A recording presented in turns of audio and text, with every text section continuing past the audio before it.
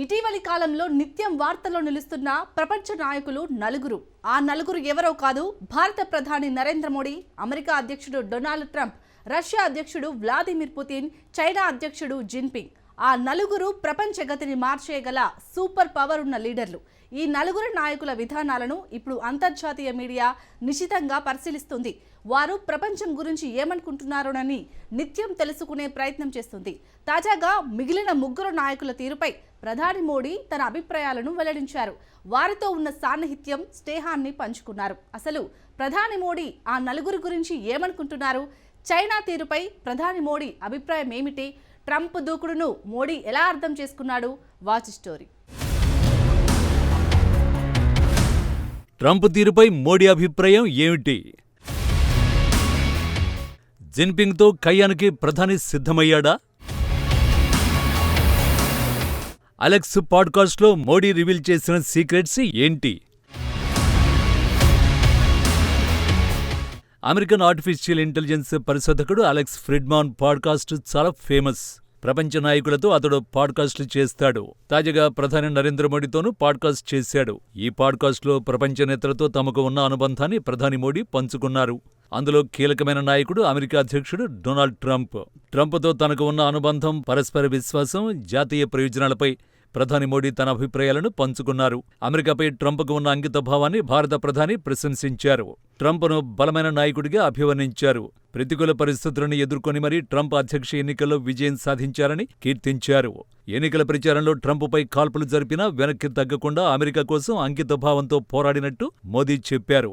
ఆయన దేశం కోసమే పనిచేస్తున్నట్టు భారత ప్రధాని స్పష్టం చేశారు. భారత్ ఫస్ట్ అనే భావనను తాను నమ్మినట్టే ట్రంప్ కూడా అమెరికా ఫస్ట్ అనే స్ఫూర్తితో పనిచేస్తున్నట్టు మోడీ వివరించారు.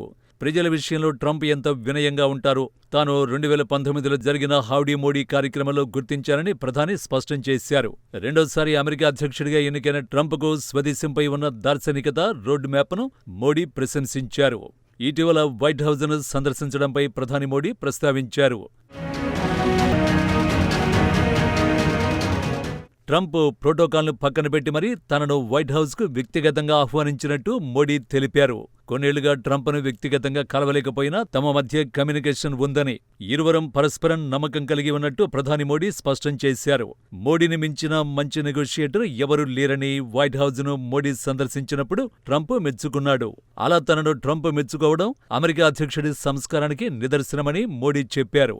అమెరికాపై ట్రంప్కు స్పష్టమైన ప్రణాళికలు ఉన్నాయని, తన లక్ష్యాలను సాధించే దిశగా ట్రంప్ అడుగులు వేస్తున్నట్టు మోడీ చెప్పారు. రెండోసారి ట్రంప్ అమెరికా అధ్యక్ష బాధ్యతలు స్వీకరించిన తర్వాత భారత విషయంలో చర్చలకు, భారత ప్రయోజనాలకు ప్రాధాన్యమిస్తున్నట్టు మోడీ నొక్కి చెప్పారు. ట్రంప్తో తనకున్న సంబంధాలను ప్రస్తావించడంతో పాటు ఉక్రెయిన్లో కొనసాగుతున్న సంఘర్షణని కూడా భారత ప్రధాని ప్రస్తావించారు. చర్చల్లో ఉక్రెయిన్, రష్యా పాల్గొంటేనే సంఘర్షణ ఆగుతుందని ప్రధాని మోడీ తేల్చి చెప్పేశారు. మరోసారి భారత వైఖరిని స్పష్టం చేశారు. భారత్ తటస్థ దేశం కాదని, శాంతి వైపున నిలబడుతుందని తేల్చేశారు. అయితే రష్యా అధ్యక్షుడు వ్లాదిమిర్ పుతిన్, ఉక్రెయిన్ అధ్యక్షుడు వోలోదిమిర్ జెలెన్స్కీ ఇద్దరితోనూ తనకు సన్నిహిత సంబంధాలు ఉన్నాయని చెప్పారు. యుద్ధాన్ని ఆపాలంటే దౌత్యమే సరైనదని ఇరు దేశాల నేతలకు వెల్లడించినట్లు ప్రధాని స్పష్టం చేశారు. యుద్ధానికి ఇది సమయం కాదని పుతిన్ సమక్షంలో చెప్పిన విషయాన్ని ప్రధాని మోడీ గుర్తు చేశారు. అంతేకాదు, యుద్ధంలో పోరాడితే శాంతి అసాధ్యమని జెలెన్స్కీకి కూడా స్నేహపూర్వకంగా చెప్పినట్టు ప్రధాని మోడీ వివరించారు. భారత్ చైనా సంబంధాలపై ప్రధాని స్పందించారు. ఇక భారత్ చైనా సంబంధాలను ఎందుకు బలోపేతం చేయాలో ప్రధాని వివరించారు. రెండు దేశాల మధ్య పోటీ, సంఘర్షణకు దారి తీయరాదన్నారు. రెండు దేశాల మధ్య స్థిరమైన సహకార బంధాన్ని నిర్మించాలంటే దౌత్యపరమైన చర్చలు అవసరమని ప్రధాని అభిప్రాయపడ్డారు. భారత్ చైనా మధ్య లోతైన సాంస్కృతిక సంబంధాలు ఉన్న విషయాన్ని ప్రధాని హైలైట్ చేశారు. శతాబ్దాలుగా ఒకదాన్ని చూసి మరొక దేశం పోటీ పడుతున్నాయని తెలిపారు. ప్రపంచ జీడీపీలో 50% పైగా భారత్, చైనా వాటా ఉన్న విషయాన్ని ప్రధాని ప్రస్తావించారు. ప్రపంచ వృద్ధికి గణనీయంగా ఇరు దేశాలు దోహదపడ్డాయని వెల్లడించారు. భారత్, చైనా మధ్య సరిహద్దు వివాదాలు ఉన్నది వాస్తవమేనని ప్రధాని మోడీ అంగీకరించారు. కానీ రెండు దేశాల మధ్య సంబంధాలపై మోడీ ఆశాభావాన్ని వ్యక్తం చేశారు. సరిహద్దులో ఉద్రిక్తతల్ని తగ్గించేందుకు ఇటీవల చైనా అధ్యక్షుడు జిన్పింగ్తో జరిగిన సమావేశం ఓ అవకాశం కల్పించిందని మోడీ చెప్పారు. 2020 నాటికి ముందు భారత్, చైనా మధ్య ఉన్న పరిస్థితుల్ని పునరుద్ధరించేందుకు ప్రయత్నాలు జరుగుతున్నాయని ప్రధాని స్పష్టం చేశారు. సరిహద్దుల్లో ఇప్పుడిప్పుడే పరిస్థితులు మారుతున్నాయని మోడీ వివరించారు.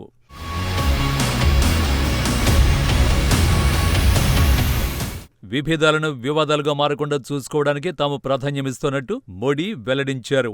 నిజానికి అమెరికా అధ్యక్షుడు డొనాల్డ్ ట్రంప్ పదే పదే భారత్ సుంకాలను ప్రస్తావిస్తున్నారు. అత్యంత దారుణంగా భారత్ సుంకాలు విధిస్తోందని విమర్శిస్తున్నారు. సుంకాల రాజు భారత్ అని, భారత మార్కెట్లో ఏదీ విక్రయించలేమంటూ ట్రంప్ ఆరోపించాడు. ట్రంప్ సుంకాలపై కెనడా, చైనా, EU దేశాలు ఆగ్రహాన్ని వ్యక్తం చేస్తున్నాయి. ప్రతీకార పన్నులకు దిగుతున్నాయి. కానీ భారత్ మాత్రం సుంకాలను శాంతియుతంగా పరిష్కరించుకోవడానికి యత్నిస్తోంది.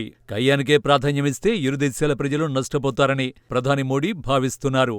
అందుకే కొన్ని అమెరికన్ ఉత్పత్తుల దిగుమతిపై సుంకాలను తగ్గించారు.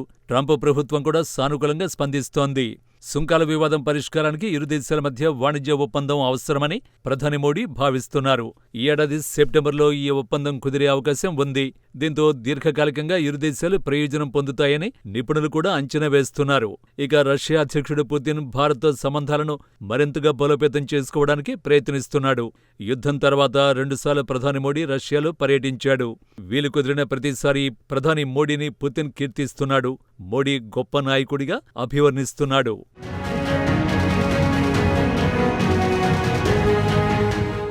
ఉక్రెయిన్ యుద్ధం ప్రారంభమైన తర్వాత రష్యా చమురుని భారత్ పెద్ద ఎత్తున కొనుగోలు చేసింది. నిజానికి భారత్కు రష్యాతో దశాబ్దాల స్నేహం, చారిత్రాత్మక సాంస్కృతిక సంబంధాలు ఉన్నాయి. అయినా సరే యుద్ధంలో రష్యాకు ఏమాత్రం మద్దతునివ్వలేదు. తాము కేవలం శాంతికే మద్దతిస్తామని పదే పదే భారత ప్రధాని నరేంద్ర మోడీ స్పష్టంగా చెప్పాడు. అప్పట్లో పశ్చిమ దేశాలు భారత్ తీరును విమర్శించాయి. అయితే ట్రంప్ రాకతో ప్రపంచ నాయకుల తీరు పూర్తిగా మారిపోయింది. 2025 వరకు అమెరికా, యూరప్ స్నేహమేరా జీవితం అంటూ కలిసిమెలిసి ఉన్నాయి.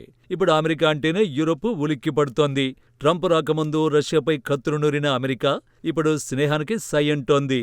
అమెరికా అధ్యక్షుడిగా ట్రంప్ రాక డ్రాగన్ కంట్రీని వణికిస్తోంది. బైడెన్ హయాంలో చైనాపై అమెరికా కాస్త సంయమనం పాటించింది. కానీ ట్రంప్ మాత్రం చైనా తుక్కు రేగ్గొట్టాల్సిందేనని అంటున్నాడు. చైనా దిగుమతులపై సుంకాలతో విరుచుకుపడుతున్నాడు.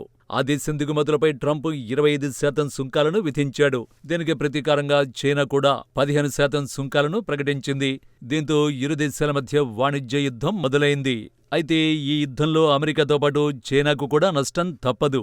అందుకే బీజింగ్ ప్రత్యామ్నాయ మార్గాలను చూస్తోంది. భారత విషయంలో దూకుడుగా వ్యవహరించే చైనా ఇప్పుడు వెనక్కి తగ్గింది.